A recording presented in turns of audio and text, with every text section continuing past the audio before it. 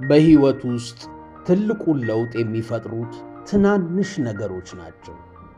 ዝሆን ገጭቶት የሞተ ሰው ታውቃላችሁ? አታውቁም። በትንሿ የወባ ትንኝ ግን ተነክሶ የሞተ ብዙ ነው። እንደ ቀላል የምታየው ቸልተኛ ጸባይህ ምን እንደሚያሳጣ የምታውቀው ዘግይተ ነው። በቀን ውስጥ አደርገዋለሁ ያልከውን ሳታደርግ ቀጣዩን ቀናት ጀምር። አለዛ ከነገ ላይ እየሰረክ ነው። ስንፍናን ማሸነፍ የምትችለው በየቀኑ ካንተ የሚጠበቀውን ሁሉ በማድረግ ነው። ግድ የለሽ አትሁን። የሚጠቅምህን ነገር በኋላ አደርገዋለሁ፣ ነገ ጨርሰዋለሁ አትበል። ጎርፍ ሲወስድህ እያሳሳቀ ነው። ስንፍና በአንድ ቀን ከሰው በታች አያደርግህም። በየቀኑ የምታደርጋቸው ትናንሽ የስንፍና ውሳኔዎች ግን ተጠራቅመው ነገ ዋጋ ያስከፍሉሃል። ከዛ ገቢህን ስታየው ያንስብሃል። ይሄ እኮ አይገባኝም ትላለህ። ሥራህን ስታየው ውጤት አልባ ልፋት፣ በምድር ለመደሰት አልታደልኩም ማለት ነው ትላለህ። ሕይወት አድካሚ ትሆናለች። እንዲህ አድርጎ ሕይወትህን የሚያበላሸው ለነገ የምታሳድረው ሥራ ምንም ችግር የለውም ብለህ የተውካት ትንሿ ልማድ የማይረቡ ትናንሽ ውሳኔዎች ናቸው። ሰነፍ አትሁን፣ ግዴለሽ አትሁን። ትንሹ ጥረት ነው ትልቁን ውጤት የሚያመጣው። ምንም ነገር ደግሞ የሚያስቸግርህ እስክትጀምረው ድረስ ነው። ብዙ ጊዜ ራስን ለመለወጥ ስትነሳ መጀመሪያ አካባቢ የሚገጥምህን ስንፍና እና መሰልቸት ካሸነፍከው በቃ የምትፈልገውን ሁሉ ከማግኘት የሚያቆምህ ነገር የለም። ሮኬት ወደ ህዋ ሲሄድ አብዛኛውን ጉልበት የሚጨርሰው እስኪነሳ ድረስ ነው። የመሬትን ስበት አሸንፎ በሚገርም ፍጥነት ከፍ ማለት ከጀመረ በኋላ ያንን ፍጥነት ማስጠበቅ ቀላል ነው። አየህ፣ መጨረስ የምትፈልግ ከሆነ መጀመር አለብህ። አንተ ግን መዋኘት እያማረ መርጠብ ግን አትፈልግም። መለወጥ ትፈልጋለህ፣ መጀመር ግን አልቻልክም። ተኝተህ ፈጣሪ ያውቃል አትበል። ካልተነሳህ ፈጣሪ የሚያውቀው እንቅልፋም እንደሆንክ ነው። ሙዱስ ልግባ አትበል። ሥራው ራሱ ያነቃቃ። መርፌ የሚፈውስ እያሳመመ ነው። ምን እንዳሰብ ካላውቅም እየደበረህ ተነስ። እየቀፈፈ ሥራውን ጀምረው። ያኔ ባይጻፍልህም ታሪክ እየሠራህ ነው። ወዳጄ፣ ቢያስጠላህም ማድረግ ያለብህን ተነስና አድርገው። ስንፍናህን ቆፍረህ ቅበር። ወዳጄ፣ አሁን ያለህበት ሁኔታ ነገ የምትደርስበትን አያሳይ። ስለዚህ ከጓደኞቼ አነስኩ ብለህ አትሸማቀቅ። እነሱ በአለባበስህና በሁኔታ ሊያሸማቅቁ ሲሞክሩ የዛሬ 10 ዓመት ያገናኘን በላቸው። ቃልህን ለመጠበቅ ግን እያንዳንዱን ቀን ተዘጋጅ። ሥራው ትንሽ ነው ብለህ ሳትንቅ ሥራ፣ ተማር፣ ራስህን አሳድግ። እውነተኛ ለውጥ ጊዜ ይጠይቃል፣ ትዕግሥት ይጠይቃል፣ ዋጋ ያስከፍላል። ከፍ ማለት ስትጀምር ግን ማንም አይመልስህም። ምክንያቱም በአቋራጭ ተጠቅመህ እዛ አልደረስክማ። ቶሎ ለውጥ የምትፈልግ ከሆነ ግን ልትሳሳት ነው። አትቸኩል፣ ግን ተዘጋጅ። ሕይወት እየቀለለ እንዲሄድ አትመኝ። እንደውም አንተ መክበድ አለብህ። አንተ መጠንከር አለብህ። ትልቅ ነገር የሚፈልግ ሰው ትልቅ ዋጋ ይከፍላል። የጠራ ውሃ ከምንጩ መቅዳት የሚፈልግ ጥልቅ ጉድጓድ መቆፈር አለበት። አይምሮህን ለትናንሽ ድሎች ሳይሆን ለታላቅነት አዘጋጀው። ይሄውልህ፣ የራስህን ዋጋ ስታውቀው ዋጋቸውን ያልተረዱ ሰዎች ያሳዝኑሃል። አንተ ከልብህ መለወጥ ስትጀምር ሌሎች እንደፈዘዙ ታያለህ። መሮጥ ስትጀምር ብዙ ሰዎች ቆመው እንደቀሩ ይገባሃል። ብትነግራቸው ግን አይሰሙም። ሰዎች ብዙ ርቀት ላልተጓዘ ጆሮ አይሰጡም። ለዛ ነው ድምፅህን አጥፍተህ እስከ ጥግ መለወጥ ያለብህ። ጸጥ ብለህ ስትዘጋጅ ስኬትህ ራሱ ጮሆ ይናገራል። ሰዎች የሚፈልጉ መጠንከርህን ሲያዩ ብቻ ነው። ቁጭ ብለህ ስትጠብቅ ያልመጡ ዕድሎች መንቀሳቀስ ስትጀምር ግን በላይ ይደራረባሉ። ፍቅረኛ ሳይኖርህ ዞር ብለው ያላዩ ሰዎች ፍቅረኛ ስትይዝ ግን አላስቀምጥ ይሉሃል።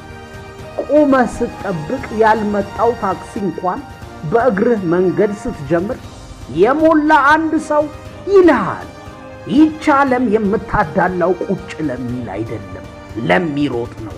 ከሰው ለሚጠብቅ አይደለም፣ ለራሴ ያላንስም ብሎ ለሚታገል ነው። ከሰው መጠበቅ ልብህን ይሰብረዋል። ዕድል እስኪመጣ ቁጭ ማለት ብኩን ያደርግሃል። መሮጥ አለብህ፣ መታገል አለብህ። ዕድል የሚመጣው ለሚዘጋጅ ነው።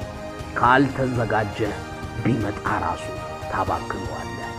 ተዘጋጅ ወዳጄ።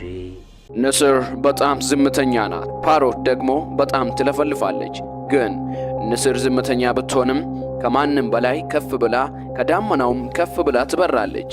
አየህ፣ አንዳንድ ጊዜ ማንነትን ለማሳየት ልፋትን ጥረትን ለማሳየት መናገር አይጠበቅብህም። ለሰዎች ለማስረዳት መጋጋጥ አይጠበቅብህም። ከአንተ የሚጠበቀው ዝም ብለህ ድምፅን አጥፍተህ መስራት ነው። አንዳንዴ ዝም ስትል ውስጥህ ያለው አቅም ይከማቻል፣ ጉልበት ይጠራቀማል። ውስጥ ያለው ጉልበት ልውጣ ይልሃል። ያኔ ትጠቀምበታለህ። ካወራህ፣ ከተናገርክ፣ ቀጣይ እንቅስቃሴን ካሳወቅክ ግን ፓሮትን እየሆንክ ነው። ከፍታውን ላትወጣው ትችላለህ። ስለዚህ ነገሮችን ለማስረዳት ለማንም አትሞክር። ንስሮች ብቻቸውን ከፍ ብሎ ይበራሉ። አብሯቸው እንደውም ሌሎች በሰማይ ላይ የሚበሩ ወፎች ሳይኖሩ እነሱ ብቻቸውን ከፍ ብሎ ይበራሉ። ከንስር ጋር አብሮ የሚበረው ራሱ ንስር ብቻ ነው። ሌላ የትኛውም እንስሳ አብሯቸው አይበርም። አንተም በሕይወት ውስጥ አብሮህ የሚበረው የሚያግዝህ፣ የሚደግፍህ፣ የምትፈልገውን እንድታደርግ የሚረዳ ሰው መሆን አለበት። እንደዛ ካልሆነ ውሎን መቀየር አለብህ። አትችልም፣ ይቅርብህ፣ አርፈ ተቀመጥ፣ ለምን እንዲህ ታደርጋለህ፣ ተው ይቅርብህ የሚል ጓደኛ ጋር የምትውል ከሆነ ቀስ ብለህ የሱን አመለካከት ማያዝ አይቀርም። በዙሪያችን ያሉ 5 ሰዎች አቨሬጅ ነን ወይም ደግሞ አማካይ ነን። ከ5 ሰነፎች ጋር የምትውል ከሆነ የጊዜ ጉዳይ ይሆናል እንጂ 6ኛው ሰነፍ አንተ ነህ። ከ5 ሚሊዮነሮች ጋር የምትውል ከሆነ ደግሞ የጊዜ ጉዳይ ይሆናል እንጂ 6ኛው ሚሊዮነር አንተ መሆን አይቀርም። ውሎ ህይወታችንን ይወስነዋል፣ ግን ስትሆን ራሱ አይታወቅም። ገደል ይዞክ ሲገባ ራሱ አይታወቅም። ትልቁ ቦታ አልተያዘም ወዳጄ። ብቻዬንም ቢሆን ውጠው። ንስር ብቻውንም ቢሆን ይበራል። አንተ ያ ትልቁ ቦታ ማንም ከሌለው ብቻዬንም ቢሆን ተፋለም። አንድ ጥናት ምን ይላል መሰላችሁ? በአንድ ስራ ቅጥር ላይ የሚወዳደሩ ሰዎች አብዛኞቹ መካከለኛ ደሞዝ ላለው ስራ ነው የሚወዳደሩት። በጣም ዝቅተኛውን ይንቁታል፣ ከፍተኛውን ደግሞ ኧረ እኔ ለዚህ ቦታ አልመጥንም ይላሉ። ትልቁ ቦታ ለጥቂቶች ብቻ ነው የተከፈተው። ስለዚህ ጥቂቶቹ ብቻ ተወዳድረው ይይዙታል። ስለዚህ ወዳጄ ህልም ትልቅ መሆን አለበት። እነዚህ ሰዎች ባያግዙ ባይደግፉ ብቻዬን ለህልም መሮጥ አለብህ። ንስሮች የሚገርም እይታ አላቸው። ከ5 ኪሎ ሜትር ላይ የሚፈልጉትን ነገር አነጣጥሮ መመልከት ይችላሉ።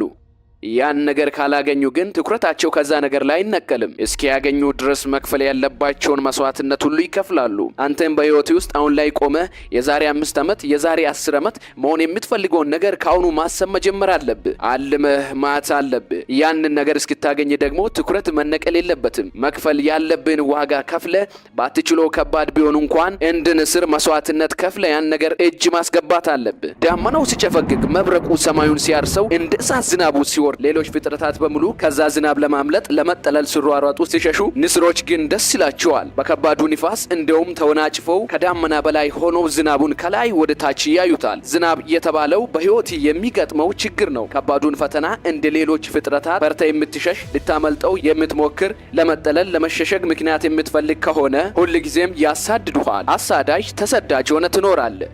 ግን እንደ ንስሩ የሚገጥምን ችግር የሚገጥምን ፈተና ከተጋፈጥክ ከሱ በላይ ሆነ ካየኸው እንደዚህ ሆኖ እንኳ ቢገዝፍ ያ ችግር አንተ ግን እንደ ቁጫጭ ታስተናግደዋለህ፣ ትፈተዋለህ። ከፈጣሪ ቀጥሎ ራስን አምነህ እንደ ንስሩ አስበህ ከችግሩ በላይ ከፍ ካልክ ያ ነገር ቁጫጭ ያክል ሆኖ ትፈተዋለህ። አይከብድም የትኛውም ችግር ቢሆን። ንስሮች አስገራሚው ጸባያቸው የሞተን አንስቶ አይበሉ። እነሱ ራሳቸው ሰብረው አድነው ካልገደሉት በስተቀር ያን ነገር አይበሉትም። ሌሎች አሞሮች ወይም ደግሞ ሌሎች ወፎች የሞተ አንስተው ሊመገቡ ይችላሉ።